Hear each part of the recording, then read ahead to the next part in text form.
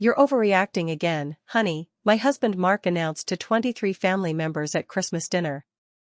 She thinks I'm having an affair just because I work late. Everyone shifted uncomfortably in their seats while his mother Patricia smirked from across the table. My hand stayed steady as I carved the turkey, not looking up. 6 months of gaslighting had prepared me for this moment. Mark thought he was so clever, making me look crazy in front of everyone. He had no idea I'd been documenting everything since July when I found the first hotel receipt in his gym bag. The one he said was for a client meeting, even though his company doesn't reimburse personal cards. I smiled at my sister-in-law and passed her the stuffing. Working late must be exhausting, I said calmly. Mark laughed, that fake laugh he used when he was nervous. See what I mean? She's paranoid about nothing. His brother Tom changed the subject quickly, asking about the football game. But I saw the looks exchanged around the table. Some pitying me, others thinking I was the problem wife who couldn't trust her successful husband. They had no idea what was coming. I'd planned this for weeks. I met Mark 12 years ago at my company's Christmas party. I was an accountant, he was in sales. Charming, handsome, always knew the right thing to say. We married 2 years later in a small ceremony. His family loved me then, said I was the best thing that ever happened to him. For 10 years, we were happy. Or I thought we were. Mark got promoted to regional manager, started traveling more. I supported him completely, managed our house, raised our 2 kids while working full-time. His mother Patricia always said I was lucky to have him. That should have been my first warning. Patricia never liked any woman she couldn't control. But I was young and in love, thought I could win her over with kindness. The changes started slowly.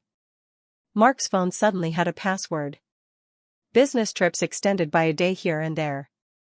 New cologne I didn't recognize. Late meetings that couldn't be rescheduled. When I asked questions, he'd kiss my forehead and say I worried too much. Trust me, he'd say. Have I ever given you a reason not to? And for 10 years, he hadn't. That's what made the betrayal worse. Not just the affair, but how he made me doubt my own instincts. As I continue, please subscribe, comment, like, and share this video. The first real evidence came in July. Mark said he was at a conference in Denver, sent photos of himself at the convention center. But our credit card app showed charges from Antonio's, an expensive restaurant in our own city. When I called the restaurant, they confirmed a reservation for 2 under his name. I drove there that night, saw his car in the parking lot. Through the window, I watched him feed pasta to a blonde woman half his age. Amanda from his office, the one he said was just a colleague, nothing more. I didn't confront them. Instead, I took photos with my phone, went home, and started planning. That night, Mark came home claiming the conference ran late. Even showed me a fake agenda he'd printed. The lies came so easily to him. I smiled, asked about his presentation, acted like the trusting wife he expected. But inside, something had broken and hardened into determination. I opened a separate bank account the next day, started moving small amounts of money. Downloaded every bank statement, credit card record, phone bill.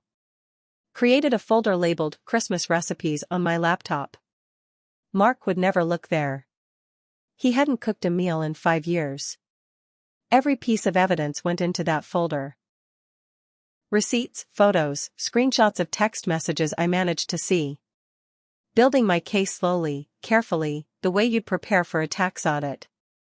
By October, I had everything documented. 37 hotel stays when he was supposedly at his mother's. Restaurant charges for 2 during his solo business trips. A credit card I didn't know existed with charges for jewelry I never received. The woman's perfume on his clothes that he blamed on hugging clients. But the worst part was how he gaslit me. When I mentioned the strange charges, he said I was getting confused. When I asked about his schedule, he said I was becoming controlling. He even suggested I see a therapist for my trust issues. I went to one appointment just to throw him off. Told the therapist everything. She looked at my evidence and said, "This isn't anxiety. This is intuition." That validation meant everything. Meanwhile, Mark grew bolder. Amanda started calling our house, hanging up when I answered. He'd take calls in the garage, claiming work stress. His mother Patricia defended him constantly. "Men need their space," she'd say. "Don't be so clingy." She knew. I could see it in her eyes. She knew, and she was covering for him. That's when I decided Christmas dinner would be my moment. The whole family would be there. Mark loved being the center of attention during the holidays. This year, he'd get more attention than he bargained for. 3 weeks before Christmas, Mark made his biggest mistake. He used our joint account to buy Amanda a $3,000 diamond necklace. The same account that paid our mortgage and our children's school fees. He tried to hide it by having it delivered to his office, but the email receipt came to our shared address. When I asked about it, he said it was a corporate gift for a valuable client. "You know how business works, honey," he said with that condescending tone. "Sometimes you have to invest in relationships." I nodded and smiled. "Of course, dear. Whatever helps the business." That night, while he slept, I forwarded the receipt to my lawyer. Yes, I'd hired one quietly in November. She said I had enough evidence for a very favorable divorce, but I wanted more. I wanted witnesses. His whole family needed to see who he really was. They'd spent years treating me like I wasn't good enough for their golden boy. Patricia especially, always making comments about my appearance, my cooking, my parenting. "Mark could have married anyone," she'd said once. "He chose you out of pity." Those words had haunted me for years. But soon, she'd see exactly what kind of man her perfect son really was. The invitation for Christmas dinner went out to everyone. I made it clear this would be a special celebration. The week before Christmas, I prepared everything meticulously. Printed copies of hotel receipts, credit card statements, photos from my surveillance. Created a presentation on my tablet, complete with dates and times.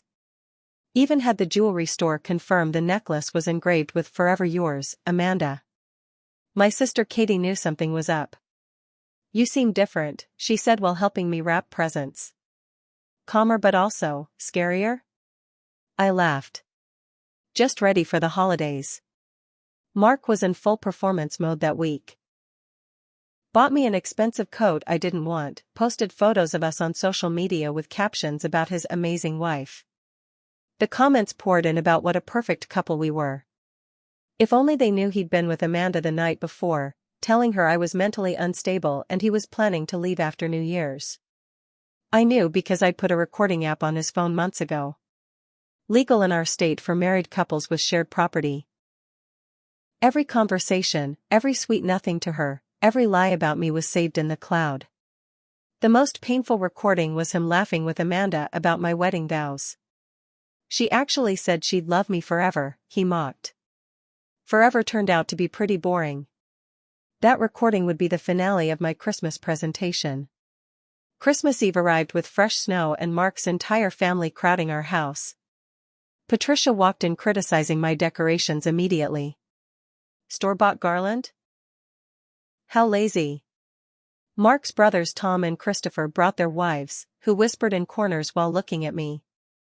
His sister Diane had always been kind, but even she seemed distant lately. Mark had been poisoning them against me for months, I realized. Painting me as the paranoid wife who accused him constantly. "She checks my phone," I'd heard him tell Tom. "Interrogates me about every receipt." All lies. I'd never checked his phone until I had reason to. The kids were excited, running around showing their cousins new toys. Mark played the perfect father, tossing our son in the air, braiding our daughter's hair. Amanda had texted him that morning, "Missing you already. Can't wait until you're free." He'd replied, "Soon, baby. After New Year's, it's just us." I served appetizers with a smile, complimented Patricia's new dress even as she criticized my cooking. The cheese is a bit cheap, isn't it? She said loudly. Mark deserves better. I agreed. You're absolutely right, Patricia. Mark definitely deserves what's coming to him. She missed the implication entirely. Mark was too busy texting Amanda to notice my comment. Christmas morning came with the usual chaos of wrapping paper and excited children. Mark gave me the coat in front of everyone, making a big show of how generous he was. Nothing but the best for my wife, he announced. Patricia beamed with pride. Such a good provider, she said pointedly. I thanked him with a kiss on the cheek, ignoring the cologne that wasn't his usual brand. Amanda's choice, probably. We spent the morning at Patricia's house for brunch, where she held court about family values and loyalty. Marriage is about trust, she lectured, looking directly at me. A wife should never question her husband's dedication. Mark nodded along, squeezing my hand as if we were the perfect example. Mom's right, he said. Trust is everything. The irony was so thick I almost laughed. But I kept quiet, knowing dinner would be different. That evening, our house filled with the extended family. 23 people gathered around our dining table and the kids' table we'd set up. The turkey was perfect, the sides abundant. Everyone complimented the meal. Mark stood to make a toast, his wine glass raised high. To family, he said, looking around the room. And to my beautiful wife, who keeps our home running while I work hard to provide. That's when Mark made his fatal error. After his toast, he decided to address what he called the elephant in the room. He'd had 3 glasses of wine, just enough to make him overconfident. I know some of you have heard rumors, he said, glancing at me. My wife has been struggling with some trust issues lately. Accusing me of terrible things without any proof. The room went silent. Patricia nodded supportively. It happens in marriages, she said. Women get insecure as they age. I was 36. Mark continued, warming to his theme. She thinks because I work late and travel for business, I must be having an affair. Can you imagine? He laughed. Some of the family laughed nervously with him. I've tried to be patient, he said, now looking directly at me. But these constant accusations are exhausting. She's checked my phone, my emails, even called my office to verify meetings. All lies. I'd done none of those things. Mark, I said quietly, are you sure you want to do this now? He misread my tone as submission. See what I mean, he said to everyone. She's embarrassed because she knows she's wrong. There's never been anyone but you, honey. You're just overreacting, as usual. I stood up slowly, walking to the sideboard where I'd placed my tablet earlier. You're right, Mark, I said, turning on the screen. I should apologize for overreacting. The family relaxed, thinking the awkwardness was ending. Patricia smiled triumphantly. Let me show everyone exactly what I've been overreacting about, I continued, connecting the tablet to our TV.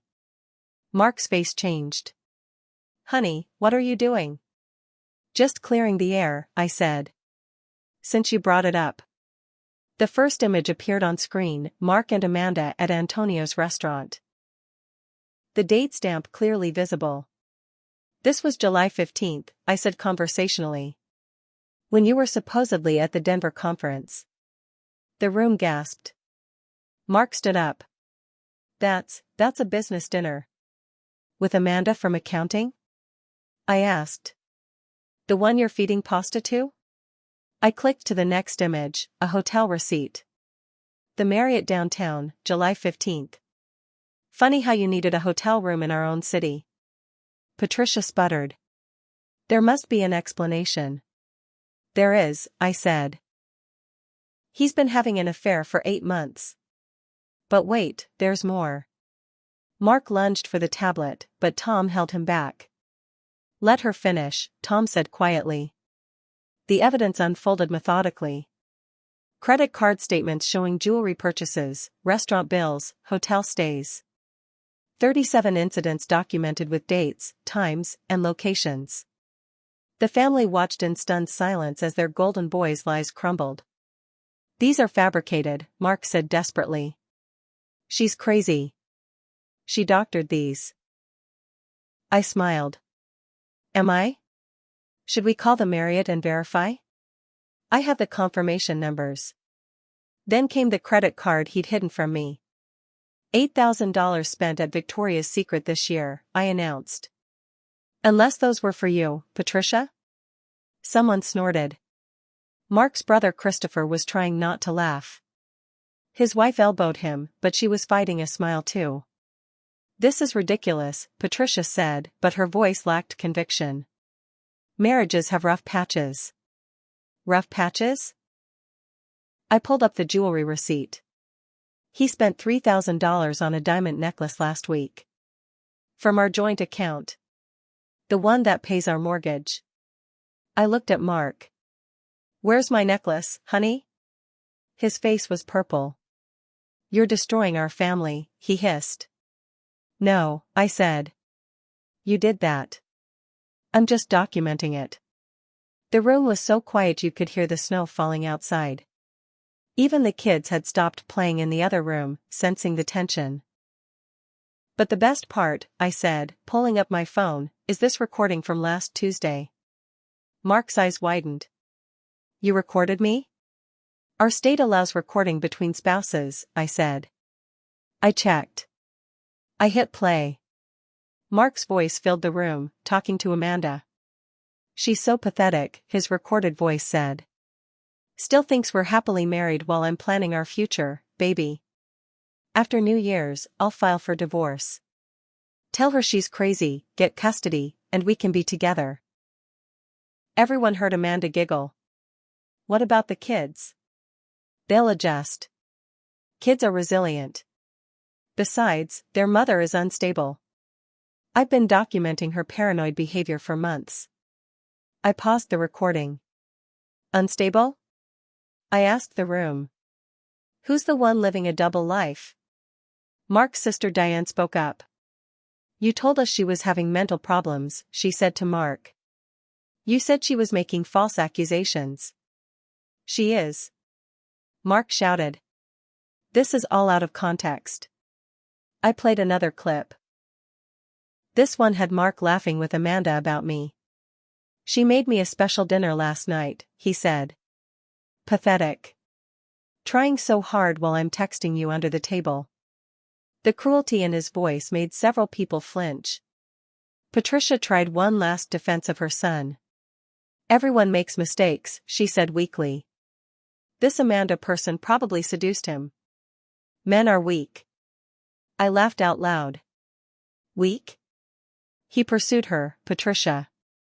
I have the texts to prove it." I pulled up the messages.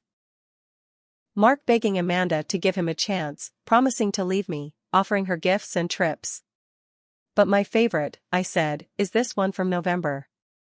I read aloud, "My mother knows about us and approves. She never liked my wife anyway. Says you're an upgrade." The room turned to stare at Patricia. She went pale. I didn't." "You knew?" Tom asked his mother. "You knew he was cheating and you covered for him?"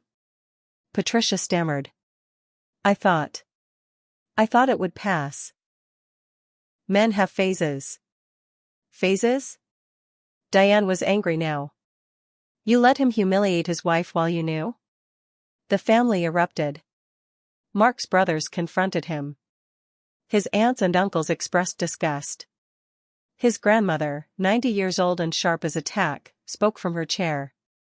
"In my day, we had a word for men like you," she said to Mark. "Coward." Mark tried to salvage something. "We can work this out," he said to me. "Privately. Not like this." I pulled out a manila envelope from under my chair. "Too late for privacy," I said. "These are divorce papers. Already filed." The room went silent again. I continued, "I'm seeking full custody, the house, and alimony. My lawyer says with this evidence, I'll get everything." Mark grabbed the papers. "You can't do this." I'll fight it. With what money? I asked.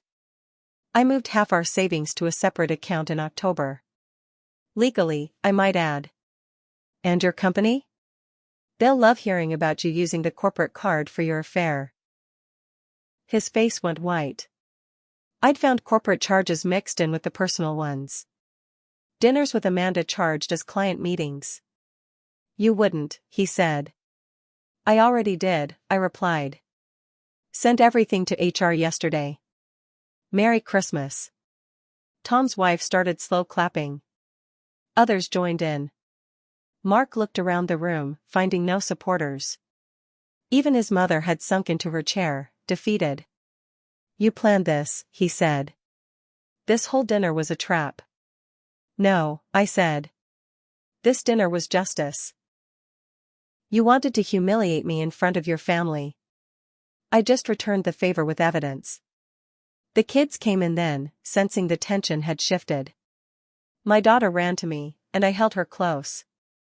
Mark tried to leave, but Tom blocked him. You're not running, Tom said. You're going to sit here and face this. Face what? Mark snarled.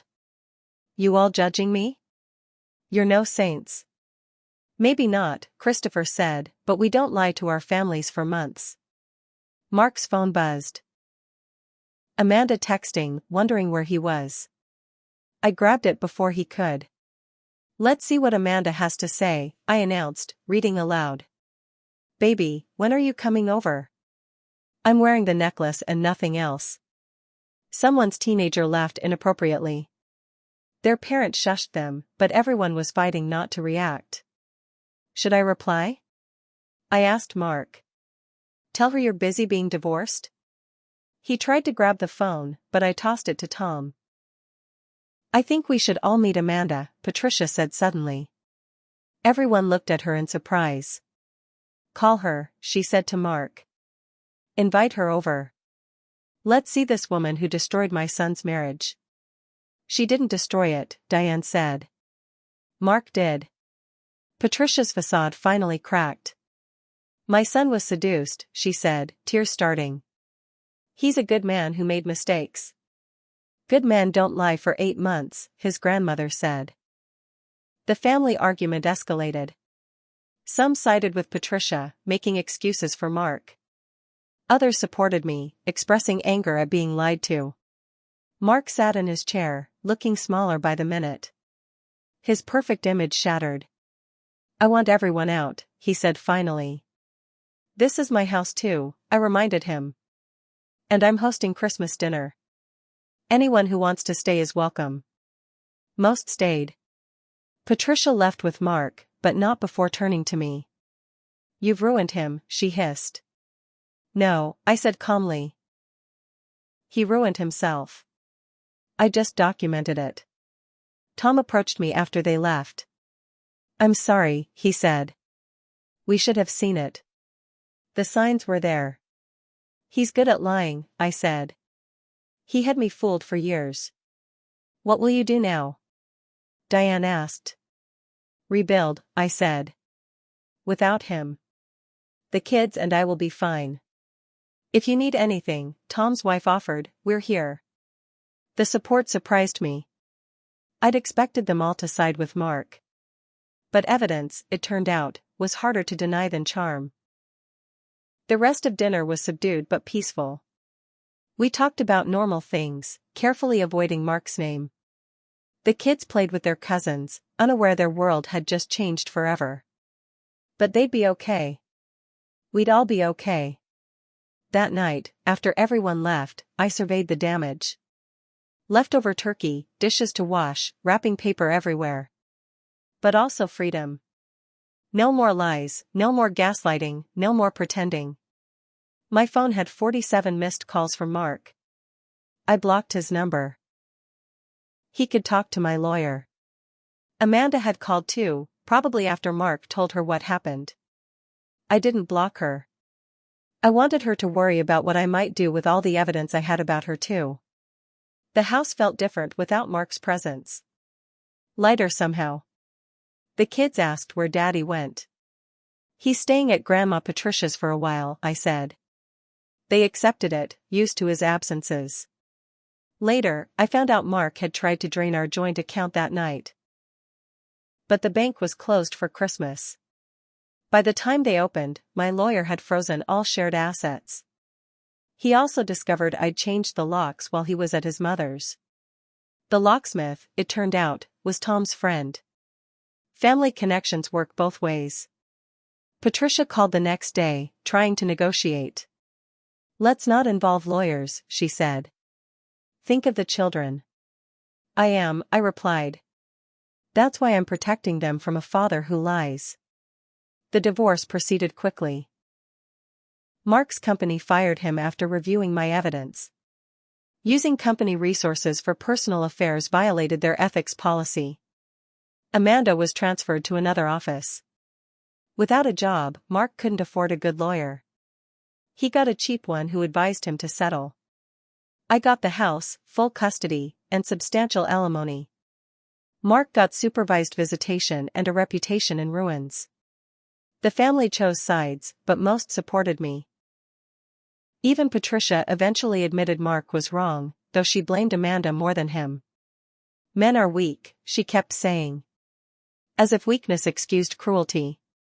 6 months later, I heard Mark and Amanda had broken up.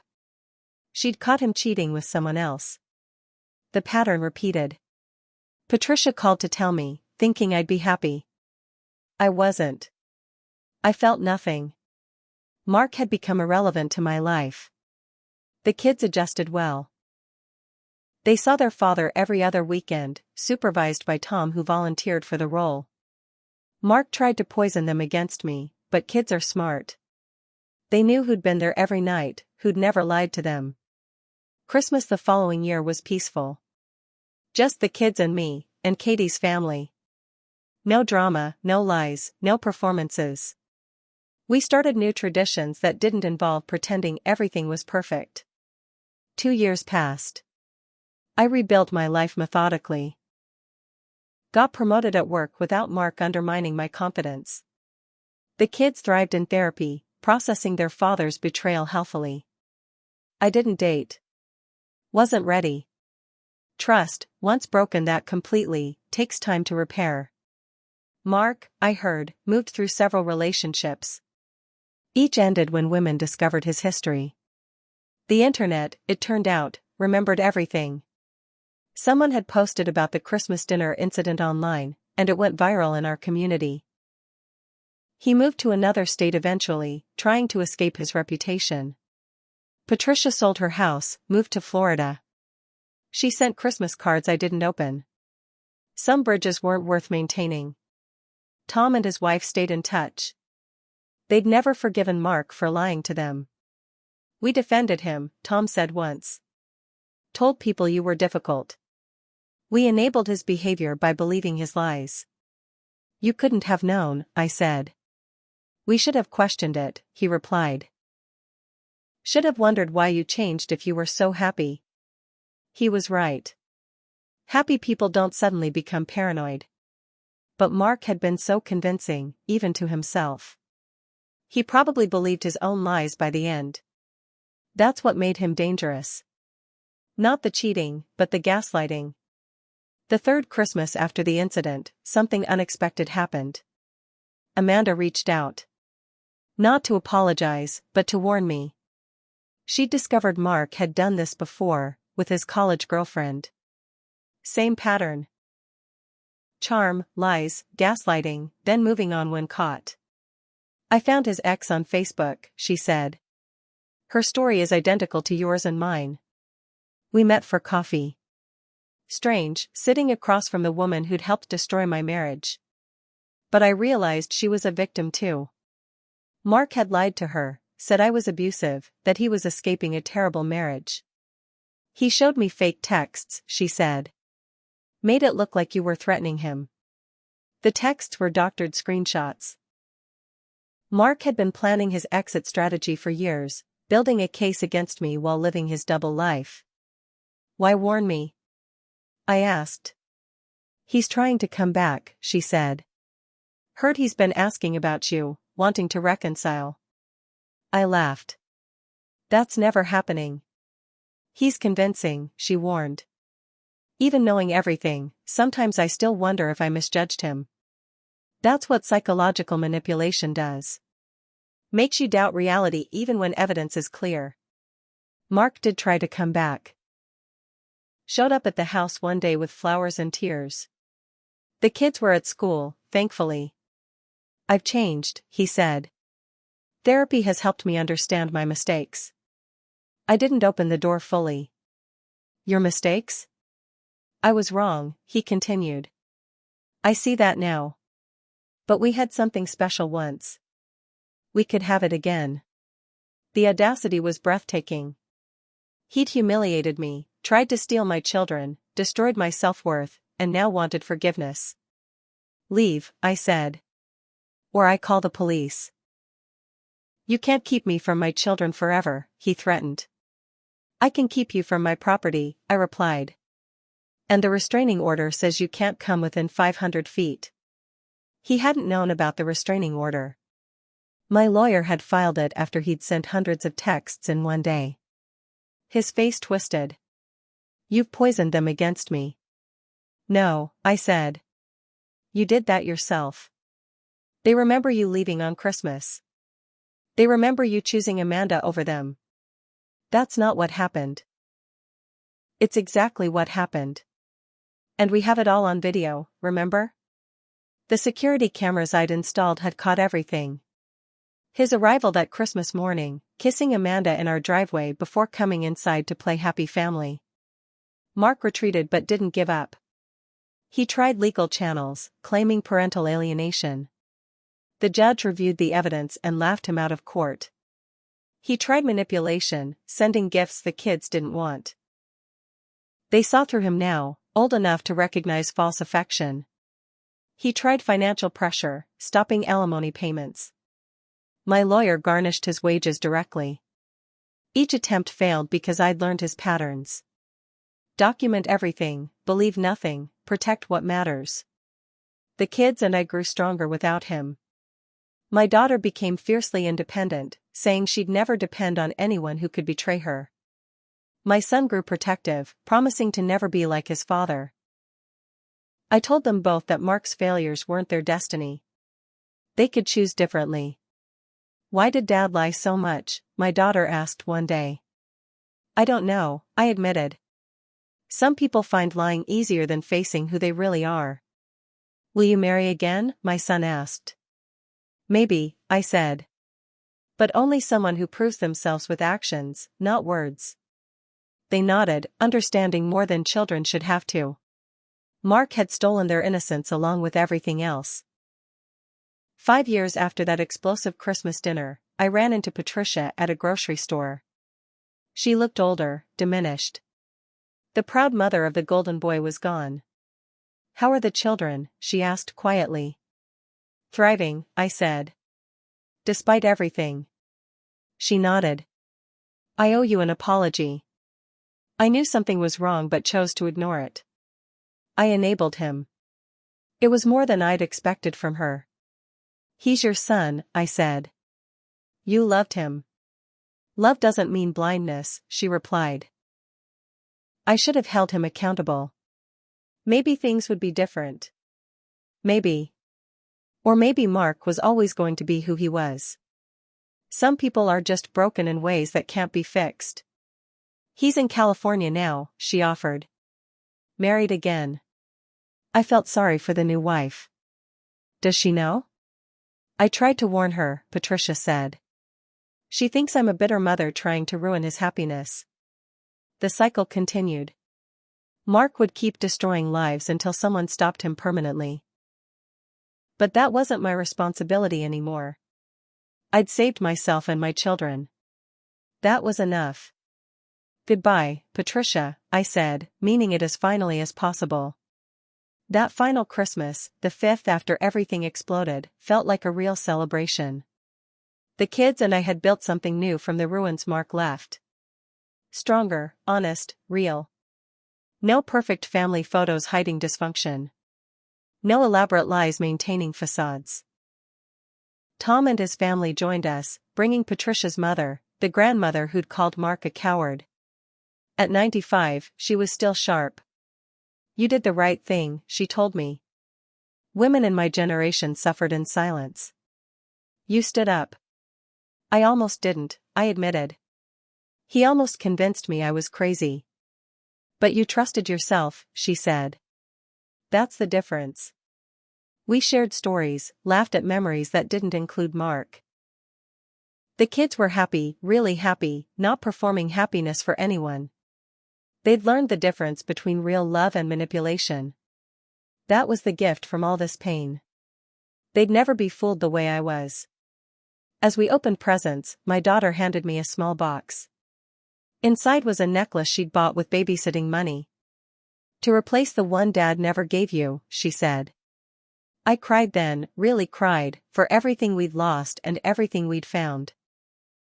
Mark had tried to destroy us with his lies. Instead, his lies had revealed our truth.